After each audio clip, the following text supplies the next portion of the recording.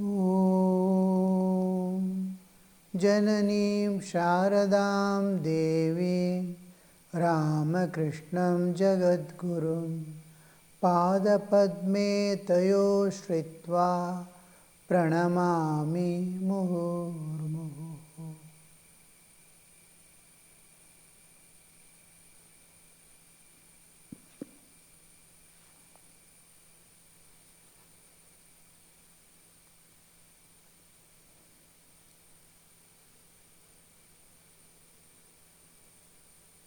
With Brahman, what Brahman is cannot be described. Sri Ramakrishna telling the story of the three robbers, Sattva, Raja, Tama, how they robbed the human being, the three gunas, and put him in the ignorance, like the forest. But Sattva is there always, the inside the human existence. There are various urges, demands, drives, which is he wants to fulfill here with this bodily existence. Of all 9 urges, one important urge is spiritual urge. The spiritual urge wants total freedom, eternal freedom from nature, to enjoy the eternal bliss and eternal peace in the realm of the Absolute, free from the whole universal limitations. So here we see how that innermost longing on one side to reach the beyond, and how we are caught in the forest. In the forest, the 3 robbers who catch him, the person is wanting to get somehow released from them and go back home. Like that, the soul is panting to go back. But body, mind, senses, each is a drive, each is different. But Tamas wants to destroy, totally put him and drown him in the ocean of samsara. Tamas, alasya, all these, excessive anger, let me do tomorrow, all this, but it will happen by itself. All these are manifestations. They want to drown the jiva in the samsara. Rajas wants to bind to the nature with desires, and desires are such that desires cannot be fulfilled. So Sattva is there, which shows the proper way and makes it possible for him to understand the state in which he is there. Most of the people do not know. They are drowning in samsara. They feel themselves happy. Oh, everything is going on nicely. It is like in Mahabharata, one story comes that a tiger chases a person, and he runs in the forest, he is running, and tiger is chasing him. Suddenly he jumps, he sees a well, and in the well he jumps to go down and sees immediately the snake. The well is filled with snakes. Immediately he catches some roots of a tree, Vatavraksha, is projecting and its roots are hanging. He catches hold of those roots and sees down. The tiger is waiting outside. One somehow or the other has to come out. And below the snakes are full.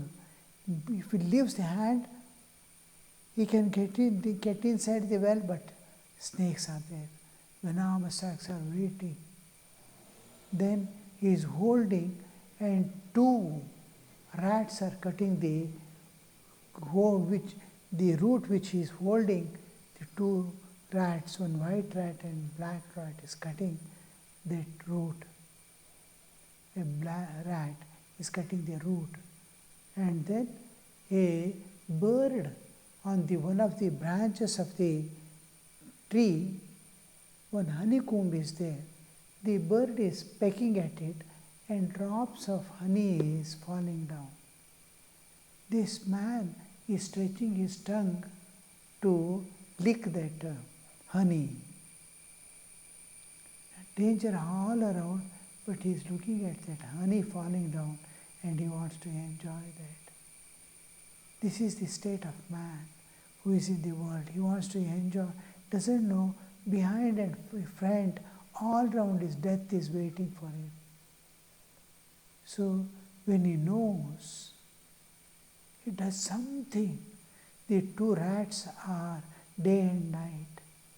One day and night is going. It is killing the time, life it is going to end in short.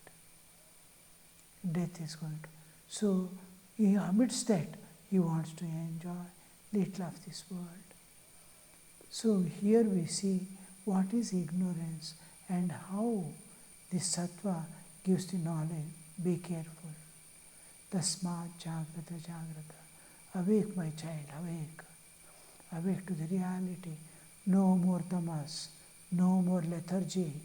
Be active, running, keep running, finish off the.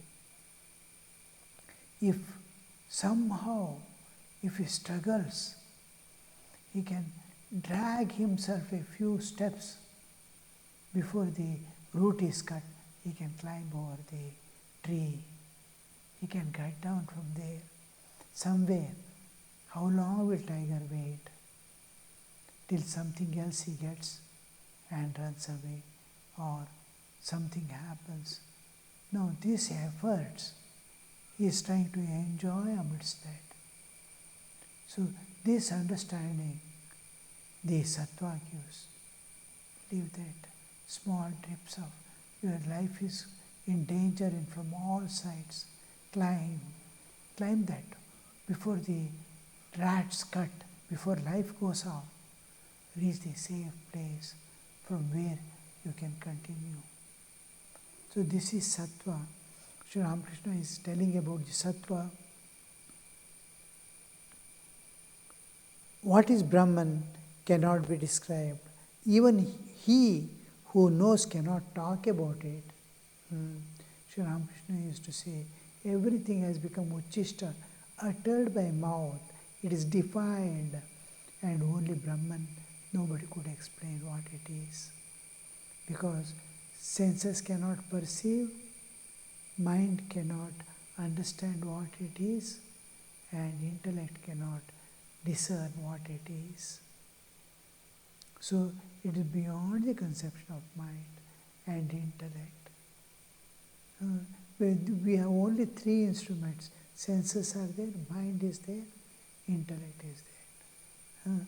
It stands beyond the three. I have to transcend my mind and go beyond to know what Brahman is. And you cannot convey it to another person. You can only just show your eyes open, heart open. Nothing can be said. The mauna, silent. Once 4 friends, in course of talk, saw a place enclosed by a wall. The wall was very high. They all became eager to know what was inside. One of them climbed to the top of the wall. What he saw on looking inside made him speechless with wonder. He only cried, "Ha, ha," and dropped in. He could not give any information about what he saw. The others too climbed the wall, uttered the same cry, "Ha, ha," and jumped in. Now, who could tell what was inside? Sages like Jadabharata and Dattatreya, after realizing Brahman, could not describe it. A man's eye completely disappears when he goes into samadhi after attaining the knowledge of Brahman. That is why Ramprasad sang, addressing his mind, if you should find the task too hard, call upon Ramprasad to help for help. So, what Brahman is, what is the absolute existence in which the universes appear and disappear, cannot be known, cannot be told, cannot be conveyed to others who have seen, enlightened. Only thing Buddha says, I open the doors of heaven. Those who have faith, release the faith and enter. Release your faith. Apamritam swargasya dvaram. He shrotravantaha vimunchantu shraddham.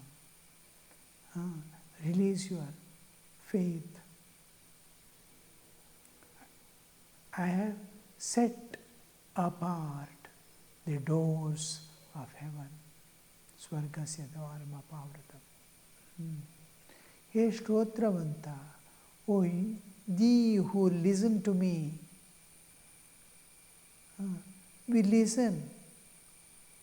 If I don't act according to it, then it's as good as not having heard. I call someone, come here. He's looking at me, he's hearing me, but he doesn't come. He has not heard. As good as having not heard. So when he says, one who immediately gets up, stands and responds to the call, that call, he knows what it is. So when the call comes, he must be awake.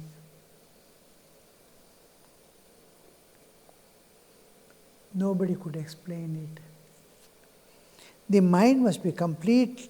The mind must completely merge in itself in the knowledge. But that is not enough. Ram Prasad, that is the principle of I, must vanish too. Ram Prasad says that is the principle of I must vanish too. Then alone one gets the knowledge of Brahman. The I has to dissolve. In deep sleep also I dissolves, but a veil of ignorance is covering. What is that veil of ignorance? My desires, my bodily identity, my knowledge of the secular. All this is stored there in the causal body that itself is obstructing their knowledge. That becomes the shield covering the soul. I go every day to sleep but covered by ignorance. And I am projected back, I am thrown back to waking state without my knowledge. I have been taken away from the waking state without my knowledge or without my intention. I am thrown away to waking state, again to the waking world I am going to participate.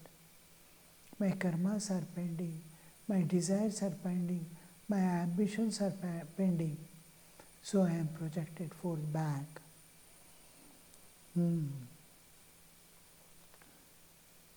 The I must dissolve. In Nirvikalpa alone, I dissolves, and then what remains, remains. A devotee, sir, is it possible then Shukadeva did not have the ultimate knowledge? Master, according to some people, Shukadeva only saw and touched the ocean of Brahman. He did not dive into it. That's why he could not. He returned to the world and impart religious instructions. According to others, he returned to the world of name and form after attaining the knowledge of Brahman for the purpose of teaching others. He had to recite Bhagavata to the king Parikshit and had to teach people in various ways There God did not destroy his I altogether. God kept him, God kept in him the ego of knowledge. How the question comes, you see. Sir, then is it possible, because Shukadeva is moving about in the world, teaching giving the supreme knowledge to the people. If the I is totally dissolved in the Absolute, how he can talk? He remains absorbed in the Brahman. He will remain, as long as body lasts, he remains absorbed in Brahman. So how could he come and speak to the people around? And according to some people, Shukadeva only saw and touched the ocean of Brahman. He did not dive into it. According to others, he dived and became one with and again as the Divine Mother wills. He was brought back and kept the ego of knowledge in him, like Vinayakananda.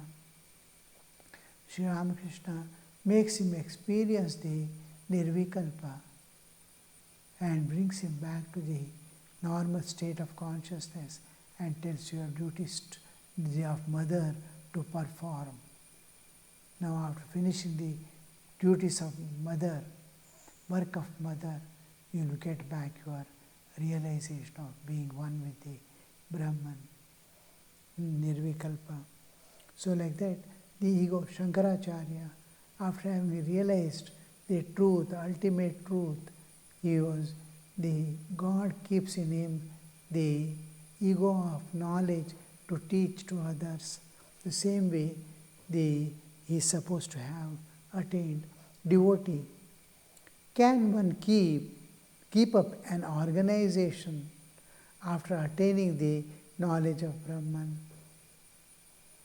Because Brahma Samaj, things are going on, and their ideal also to realize God. After realization, the organization you will be able to keep master. Once I talked to Keshav about the knowledge of Brahman. He asked me to explain further. I said, if I proceed further, then you won't be able to preserve your organization and following. Then, please stop here, said Keshav, all love. Keshav had asked the same question. Sri Ramakrishna was explaining what Brahman is, what God is. He was asking further, then like hearing a story. Once a person came to Swami Vinayakananda, a sincere disciple, and asked Swamiji, what is Maya? Swami Vinayakananda just looks at him, opens his eyes to the fullest extent and asks him, do you want to know what is Maya? He says, yes. Then asks, just check your heart. Is there any other desire other than this?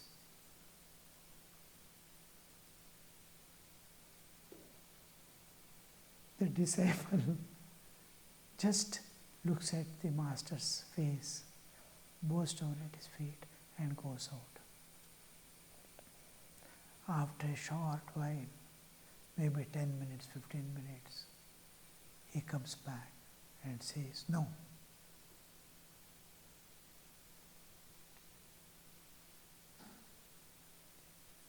Look at it. What daring. He has gone out and checked his heart whether any other desire is obstructing the knowledge. He says, no.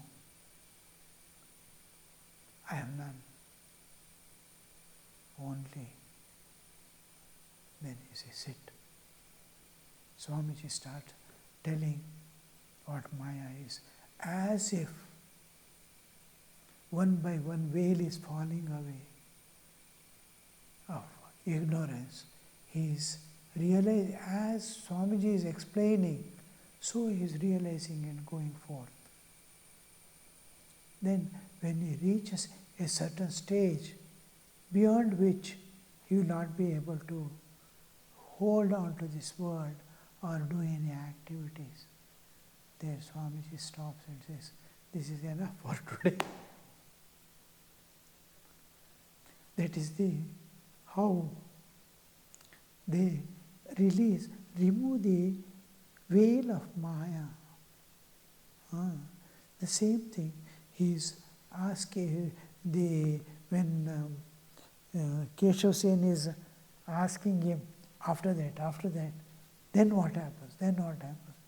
Master says, if I go ahead, your organization will not remain anymore. You can't look after, you cannot talk, you cannot do anything. This is enough for now. All love. But still, I said to Keshav, I and mine indicate ignorance. Whatever way, I want to realize God. If the insistence is I want to realize God. The realization must be the I do. I will pay its price.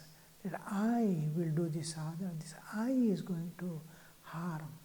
Because the moment I comes into picture and doership comes into picture, it can get converted. It will have a tinge of karma. Doership, kartritva, it is surrender of ego and doing sadhana. You do. I can't. Surrender, exposing ourselves to God, offering ourselves completely to God to be operated by Him. How do you know? He doesn't hesitate from anything in this world. The good and bad, right and wrong, He no more considers. He walks in the path shown by Guru, his Guru. He starts walking. Being intensely active and attentive to everything, he is immersed in the divine. Nothing is missing, nothing is avoiding, not even clinging to his own ideas and this one. He is open. With the prayer, when we utter the Kleem Bija mantra, it is Kleem is attraction of God for the jiva. When we utter Kleem, Om Aim Hrim Klim Chamundaya, which is suppose the Navarna mantra, Kleem when it comes, or Kleem Krishnaya Namaha, Kleem comes. It's a identification of God pulling me. It is like the planet is understanding the pull of the sun. It is recognizing. I am rolling, I am moving about the sun, around the sun. I am running. With what power? What are you? How you are centering around the sun and running about? Because of the hold of the sun, the attractive power, the centripetal force. It's running, centrifugal force is compensating. When a thing is running in a circle, its tendency is to go out, run away. This is called centrifugal force. And another force of attraction, the gravitational force of sun is exercising on the planet. The gravity is pulling and holding it.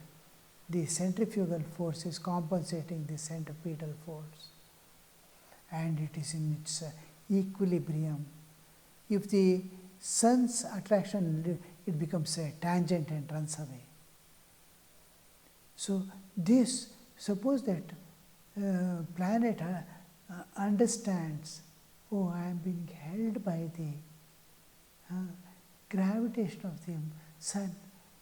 If I try to move a little inside, I will be more pulled by the sun and I become one with the sun one day.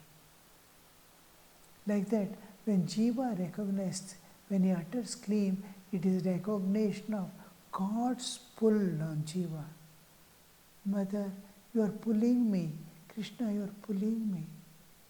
I was resisting. I was holding on to this world. I am uttering clean, clean. I am recognizing, but I don't want to leave this world. I am holding to the world and uttering clean, clean. Now I have released this world. I am at your disposal. Now pull me. When we utter clean, I must release myself from all things that I am holding. Mother, I am at your disposal. You can do anything with me. I have no objection. Put me in Naraka, the hell, or keep me in the heaven at your will. So, with understanding, exposure, and acceptance, I have to give myself to be operated by that power of God. So here we see that slowly the jiva, how the innermost call comes and jiva yields to it.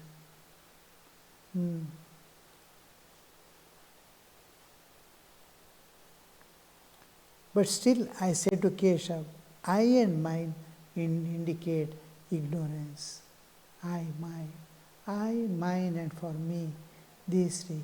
It must be replaced by you, yours and for you. What I do is for you. I have no existence, but except you are there as I also. All this is yours. What I call mine, whether it is body or mind or senses, what do I own? It is yours.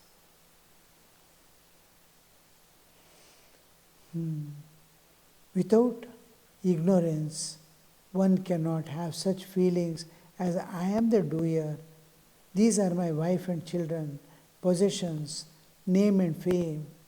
Thereupon Keshav said, Sir, if one give up the I, nothing whatsoever would remain. I assured him and said, I am not asking you to give up all of the I. You should give up only the unripe I. The unripe I makes one feel, I am doer, these are my wife and children. I am a teacher. Renounce the unripe I and keep the ripe I, which will make you feel that you are the servant of God, His devotee, and that God is doer and you are the instrument in His hand. Om Shanti Shanti Shanti Harihi Om Tat Sat Shri Ramakrishna Arpanamastu.